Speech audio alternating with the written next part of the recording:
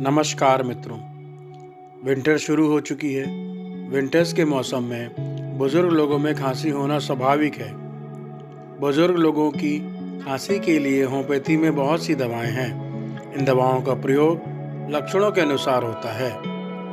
Homeopathic दवाएं जैसे aconite, spongia, arsenic album, ipecac, bryonia, एंटिमटाड, जस्टिशिया, सेनेगा, फास्फोरस आदि दवाएं बुजुर्ग लोगों की खांसी में कारगर हैं। इन दवाओं का प्रयोग चिकित्सक की सलाह के अनुसार करना चाहिए। इन दवाओं के साथ भाप लेना, अधिक पानी पीना, अदरक, तुलसी व शहद के साथ लेना भी लाभप्रद है।